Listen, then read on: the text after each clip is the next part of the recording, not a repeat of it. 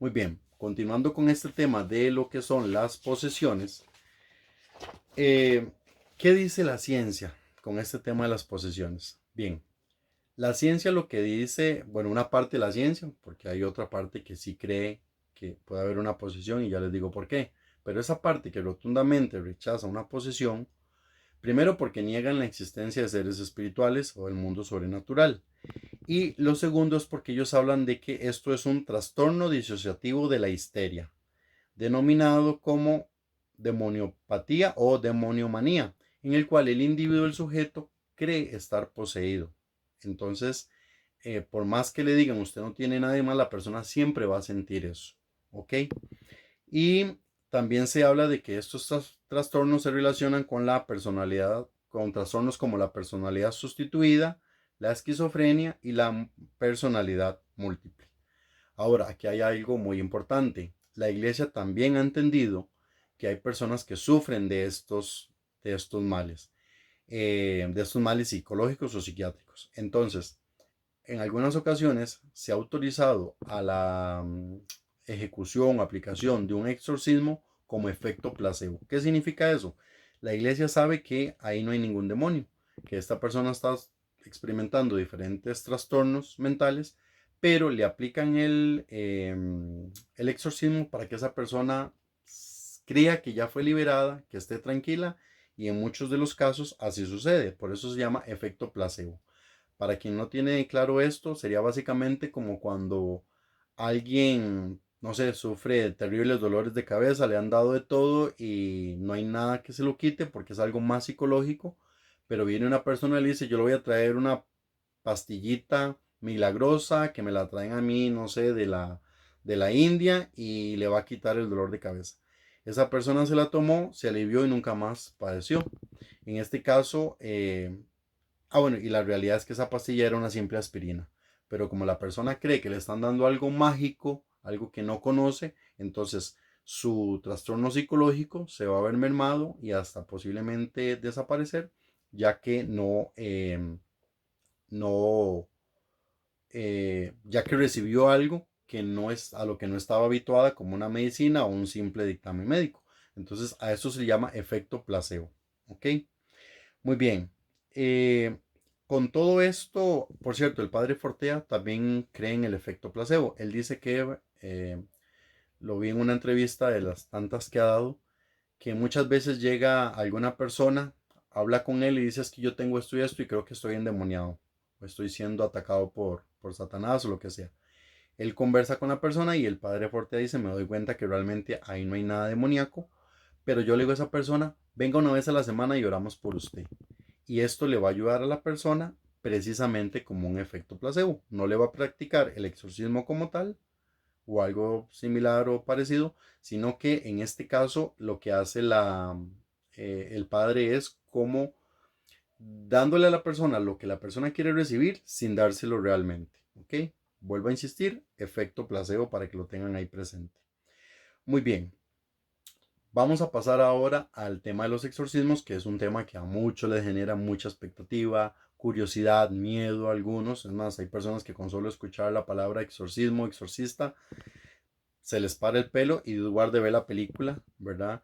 Eh, allá por el año de los 70, película que según críticos cineastas hasta la fecha no ha podido ser superada dentro del género del terror. ¿Ok? Muy bien, vamos entonces a desarrollar este otro tema de los exorcismos. Como ya hemos venido diciendo a lo largo de esta cápsula informativa, que hoy no es tan corta, pero es porque el tema realmente es muy rico, muy amplio, en realidad los tres temas que hemos estado desarrollando, eh, lo estoy abordando desde las posturas del padre Gabriel Amor y del padre José Antonio Fortea. Recordemos que Amor era un sacerdote italiano y Fortea era un sacerdote, perdón, que él sí está vivo, es un sacerdote español. Incluso hace algunos años me parece que estuvo acá en Costa Rica y realizó una especie de ritual en uno de los estadios. Bien, sabemos que en Italia es el único lugar del mundo donde se preparan exorcistas, ¿verdad? Hay una universidad del Vaticano, la cual tiene alrededor de 1400 jóvenes, los cuales, bueno, jóvenes y no tan jóvenes, los cuales provienen de todas partes del mundo y su meta en este caso es ser exorcistas. Entonces van llevando cursos como de ángeles y demonios y otra serie de todos aspectos teológicos, etcétera, para poder comprender mejor toda esta concepción de los demonios, a qué se van a enfrentar y todo lo demás. Muy bien. Se dice que países como España tienen entre 15 y 30 exorcistas y Italia, por ejemplo, tiene alrededor de 300. Entonces vemos ahí cómo la iglesia de alguna manera sí acepta que el demonio existe y sí cree en la posesión como tal, sino para qué existiría la universidad. Se denomina la Universidad Lateranense en el Vaticano, ¿verdad? Que es, como les digo, donde se prepara académicamente a todos estos sacerdotes que van a llegar a ser exorcistas. Muy bien, ¿qué se entiende por un exorcismo? Bueno, es un ritual, una ceremonia en la cual, eh, bajo la autoridad de Dios y de la iglesia, se le exige a ese ente o a ese demonio para que salga, para que abandone y deje de molestar a ese cuerpo humano, por decirlo así, lo pueda dejar en paz, en tranquilo. El padre Fortea, no, perdón, el padre Gabriel Amor habla de que se da una oración de impetración, la cual se define como un ruego súplica para una verdadera intervención divina.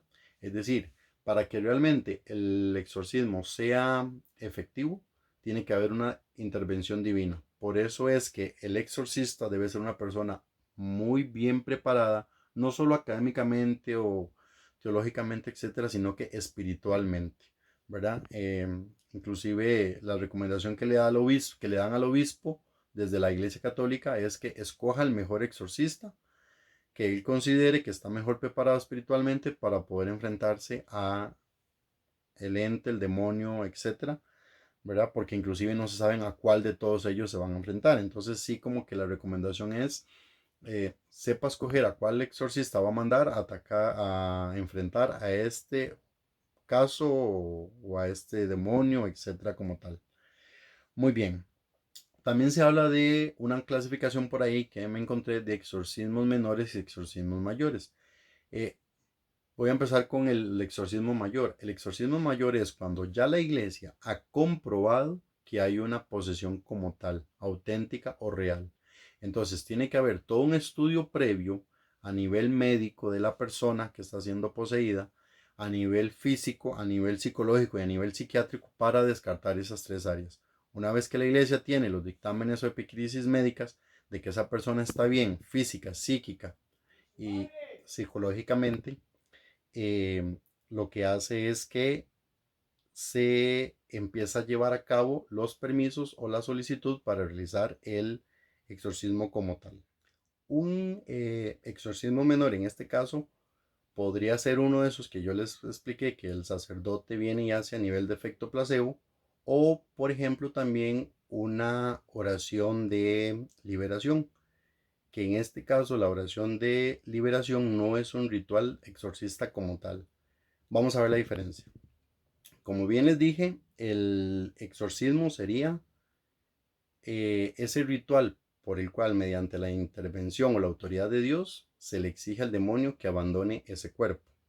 En cambio, la oración de liberación sería algo más individual, ¿verdad? Se ora por esa persona, casi que inclusive a la misma persona se le pide que haga ya las oraciones, que haga ayuno, etcétera, como una forma de poder autoayudarse, por decirlo de alguna manera. Por eso se llama oración de liberación. Pero el exorcismo como tal solo puede ser llevado a cabo por un sacerdote exorcista.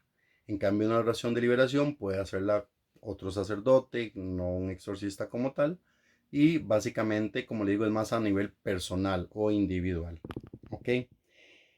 En el caso del Padre Amor, dice que él tenía ya como un protocolo propio, ¿verdad? Para llevar a cabo el exorcismo.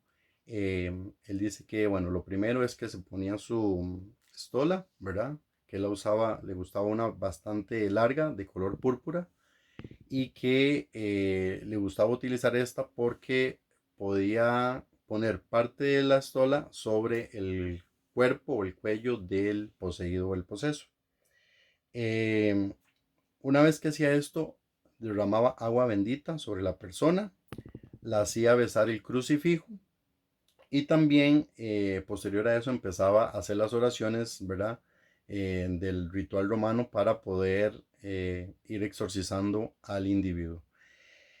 Y también después lo que hacía era que le untaba el óleo de los catecúmenos, ¿verdad? Que es el mismo aceite que se utiliza durante el bautismo. Y para ir como generando, como haciendo una serie de pasos o protocolos hasta lograr eh, la expulsión de esa entidad o ese demonio. Ahora, algo curioso, el padre Amor decía que a él muchas veces le llegaban solicitudes de personas, qué sé yo, como decir un costarricense que le escriba y le diga necesito ir a verlo porque siento que estoy poseído y quiero que usted me cure. Entonces él le mandaba una carta respondiéndole que era mejor que buscara la ayuda aquí en el país, en su parroquia, en su vicaría, etcétera, porque él dice que eso no es, la solución no es tan fantástica como la gente cree. Es decir, no porque el costarricense hubiera llegado hasta Italia, donde estaba el padre Amor, y él hubiera practicado un exorcismo, nada garantizaba que la liberación como tal se hubiera dado en ese momento. Inclusive él dice, yo he tenido casos donde duré hasta 5 años o más para poder expulsar a los demonios de una persona, aplicando un exorcismo por semana. Imagínense ustedes, un exorcismo por semana durante 5 años o más. Entonces eso hace que vemos como el fenómeno no es como tan cinematográfico como lo hemos visto en películas clásicas o en películas un poco más actuales, donde uno, dos, tres rituales y la muchacha o el personaje quedó liberado, quedó exorcizado. No, va a ser un proceso bastante largo. Inclusive este padre también afirma que muchas veces no logró él expulsar el demonio de esta persona hasta que la misma persona fue a algún santuario de la Virgen, ya sea la Virgen de Lourdes, la Virgen del Pilar, la Virgen de Fátima, hizo una oración profunda, ayuno y que gracias a eso la persona quedó liberada. Entonces, él mismo, ¿verdad? Pone ahí como que no necesariamente porque una persona estaba en manos del padre Gabriel Amor, iba a ser un éxito el exorcismo como tal, sino que muchas veces ya fue hasta por intervención de la Virgen. Me llama la atención porque siempre he escuchado, tal vez no ni del padre Amor ni del padre Fortea, pero comentarios populares que afirman que cuando durante un exorcismo se menciona a la Virgen, ¿verdad? A la Madre de Dios, a María, como que el demonio siente mayor martirio, grita más, se enoja más, etcétera. Y esto, ahora que vi esos reportajes del padre Amor, me llamó mucho la atención, ¿verdad? Que diga que haya personas que la única manera en que se lograron liberar de lo que los tenía poseídos fue a través de una oración fuerte y ayuno en el santuario de la Virgen, en algunos de los santuarios. Entonces me genera ahí la duda de si realmente ese conocimiento popular que he escuchado durante años realmente tiene algo de efectividad o algo de realidad más bien. Ahora, hay ejemplos de rituales pequeños que la gente ha dicho son exorcismos, pero que la iglesia niega y más bien son oraciones de liberación. Recuerdo el caso del Papa Francisco, el actual Papa, al principio de su ordenación como Papa, en una audiencia donde él va pasando y hay un montón de personas enfermas, algunos de ellos en silla de ruedas, y se acerca a un señor que está en silla de ruedas y algo ¿cómo les puedo decir? Lo atrae hacia este hombre, le impone sus manos, inmediatamente el hombre empieza a hacer ciertas muecas, se empieza a echar como hacia atrás y todo. Eso no duró más de 6 segundos, si mal no recuerdo, la imposición y la oración que el Papa Francisco hizo sobre este hombre y siguió su camino. Bueno, eso sería un ejemplo de liberación, no de una posesión como tal, porque no está llevando a cabo todo el protocolo del rito romano. También se dice que, y esto lo he escuchado de personas serias, inclusive en España, programas documentados, que la Madre Teresa en su lecho de muerte recibió una oración de liberación. Según lo que se conoce, durante ese momento de agonía, a ella le costó mucho morir, no, ¿verdad? Estaba como en una lucha interna y hasta que llegó uno de los sacerdotes, hizo una oración de liberación por ella, fue que la Madre Teresa pudo descansar, es decir, fallecer. Entonces, esto vemos como no se sabe si es que en ese momento el diablo la estaba tentando, si la quería poseer, etcétera, ¿verdad? No tenemos como eh, esa verdad absoluta de poder afirmarlo, pero sí se habla de un proceso de liberación que se le practicó a la Madre Teresa de Calcuta antes de fallecer. Ahora, no hay que caer en extremismos, porque, por ejemplo, se habla de que eh, hubo una audiencia papal también donde en ese momento estaba Benedicto XVI como papa al frente de la Iglesia Católica y en una de estas audiencias ponen una niña como tipo monaguillo a la par de él y la niña empieza como a mover su lengua para un lado para el otro, a sus ojos y todo. Entonces ya la gente empezó a sacar que esto era una posesión, que la niña tenía aversión por el Santo Padre Benedicto y que las palabras de él la estaban molestando, etcétera, que entonces esa niña estaba poseída. Bueno, lo que se sabe es que simplemente una actitud de una niña pequeña, tal vez cansada de estar ahí tanto rato, etcétera, tal vez aburrida de alguna manera por su misma edad, etcétera, que empieza a hacer esto como una manera de distraerse. Pero hay personas que como que a veces quieren ver el diablo, el demonio en todo, entonces eh, no tenemos que caer como en ese tipo de extremismos porque entonces entraríamos como una paranoia como tal. Yo diría que casi que una paranoia mundial, como en algún momento sabemos que durante la Edad Media se quiso ver el demonio en todo y murieron escritores, murieron artistas, los cuales la iglesia misma eh, persiguió, martirizó y en muchos casos muchos de ellos murieron. Bien, un poco de la historia de los exorcismos. ¿Desde cuándo se empieza a hablar de exorcismos? Bueno, básicamente esto hay que tener en claro algo. Los primeros cristianos, por decirlo así, después de la muerte y resurrección de Jesús, obviamente ellos no practicaban ningún ritual de exorcismo. Sí expulsaban demonios, como lo hizo Jesús en su momento. Luego los apóstoles y sus seguidores tenían como esa autoridad de expulsar, pero no mediante un rito como tal. Es hasta el año 500 aproximadamente, o más bien hacia finales de este año 500, donde aparece el primer libro con lo que se denomina fórmulas exorcistas o fórmulas para llevar a cabo un exorcismo. Este caso, el libro se conoció como Statua Ecclesiae Latine. ¿Ok? Luego en 1494 aparece otro Maleus Maleficarum. En 1606 Flagellum Demonium y en 1720 Manual Exorcitarum.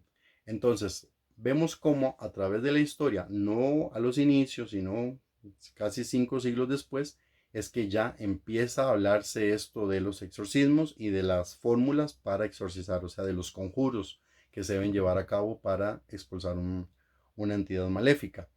Y obviamente en 1999 tenemos ya lo que es el ritual romano para llevar a cabo el exorcismo, que esa es la fecha, el que utiliza la iglesia como tal. Muy bien, ya para ir cerrando el tema, como vemos, esto ha sido una pincelada de estos, eh, de estos aspectos, tanto de la angelología como la demonología, las posesiones y los exorcismos. Aquí lo que hemos pretendido no es decir verdades absolutas, sino Básicamente es dar a conocer un poco qué se entiende por cada uno de estos temas, por qué están intrínsecamente relacionados y también porque algunas de las personas que nos siguen a través de nuestras redes sociales pues nos han solicitado que desarrollemos y hablemos un poco de estos temas. Eh, Quedan muchas interrogantes. Por ejemplo, una de las grandes preguntas que siempre se han hecho muchas personas es si realmente un exorcismo sería efectivo en una persona que no es católica, que no es cristiana, ¿verdad? Si sería realmente efectivo y se podría expulsar. Pero de ahí surge otra pregunta. Una persona que no cree en Cristo o en Jesús, realmente podría ser poseído, ¿verdad? En una entrevista que le hicieron en España al padre Fortea, él afirma que si una persona no cree, no podría ser poseída. ¿Por qué? Porque eh, no, la intención, de acuerdo con estos exorcistas reconocidos, la intención del demonio es simplemente herir, lastimar, básicamente son como sus intenciones. Y una persona que no cree en Dios, por decirlo así, que no cree en Jesús, el demonio no estaría como ganando nada, por decirlo de alguna manera, al tratar de poseerla. Entonces se dice que más bien va a buscar poseer almas puras, almas nobles, etcétera, y eso va como a determinar el que una persona sea poseída o no. Otra serie de preguntas que, por ejemplo, se pueden eh, desarrollar o crear a partir de todos estos temas es si, ¿por qué un hijo de Dios bautizado y demás es poseído, ¿verdad? En esto la iglesia lo que ha dicho, y el padre Fortea así lo dice en su libro Suma Demoníaca, Dios permite que estas posesiones se den para que la humanidad entienda que realmente el mundo sobrenatural espiritual existe, que el mal existe.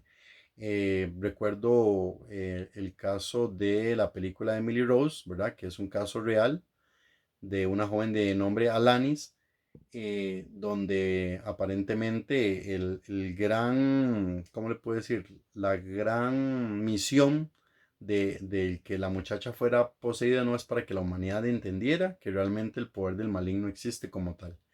Y aparentemente la muchacha al final decidió prácticamente morir eh, para que el mundo creyera que realmente esto puede dañar a las personas, inclusive acabar con su